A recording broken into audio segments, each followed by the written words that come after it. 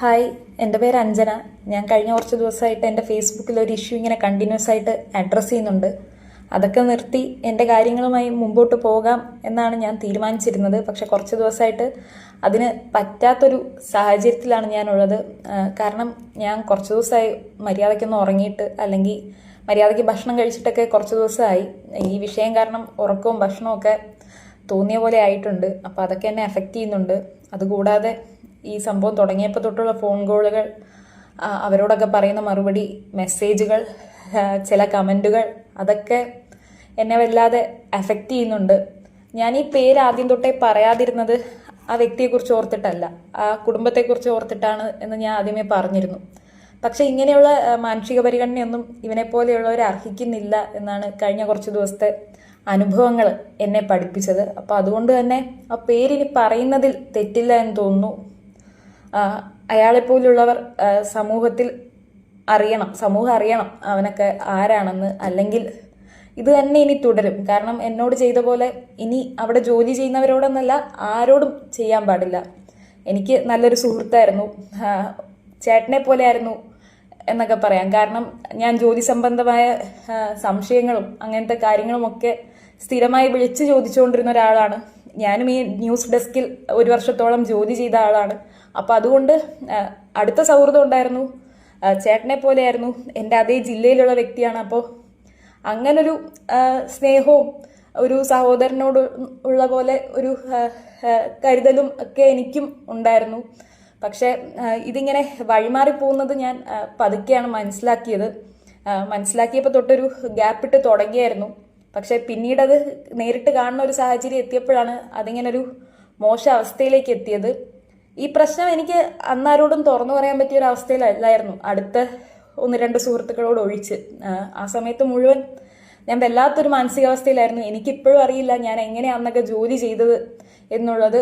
പിന്നെ കൈക്കൊരു പരിക്ക് പറ്റി, പിന്നെ ശ്രദ്ധ കയ്യിലേക്കായി. പക്ഷെ ഇപ്പോഴും എനിക്കൊരു ഷോക്കാണുള്ളത്. കാരണം ആ വ്യക്തിയിൽ നിന്നും ഒരിക്കലും ഞാനത് പ്രതീക്ഷിച്ചിരുന്നില്ല. ഒരു സ്ട്രേഞ്ചർ ആയിരുന്നെങ്കിൽ ചിലപ്പോൾ ഞാൻ ഇത്രയും ഇമോഷണലി ബ്രേക്ക് ഡൗൺ ആവില്ലായിരുന്നു.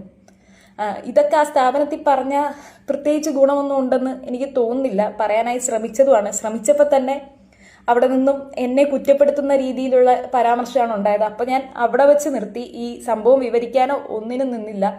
പിന്നെ ഇങ്ങനെ തുടർച്ചയായി ഇങ്ങനെ ഓരോ രീതിയിൽ ഇങ്ങനെ സ്ഥാപനത്തിൽ നിന്ന് ഉപദ്രവിച്ചു തുടങ്ങിയപ്പോഴേക്കുമാണ് ഞാൻ രാജിവെച്ചത്. അപ്പോൾ ആ വ്യക്തിയുടെ പേര് പറയാം, അത് പറയണം, അങ്ങനെ തന്നെയാണ് ചിന്തിക്കുന്നത്. റിപ്പോർട്ടർ TV-യിലെ അസിസ്റ്റന്റ് ന്യൂസ് എഡിറ്റർ ആയിട്ടുള്ള ക്രിസ്ത്യൻ തോമസ് എന്ന് പറയുന്ന വ്യക്തിയാണ്.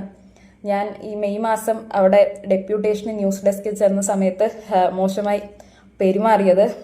ഇയാൾ എന്നോട് മാത്രമല്ല മോശമായിട്ട് പെരുമാറിയത്, ഇതിനു മുൻപും അവിടെ ജോലി ചെയ്തിരുന്ന ചിലരോടും ഇങ്ങനെ മോശമായി പെരുമാറിയിട്ടുണ്ട്. അപ്പോൾ ഇതിനി തുടരാൻ പാടില്ല. ചിലപ്പോൾ ഈ പ്രശ്നങ്ങളൊക്കെ കഴിയുമ്പോൾ വീണ്ടും ഇയാൾ ഇങ്ങനെ തന്നെയായി മാറുമായിരിക്കും.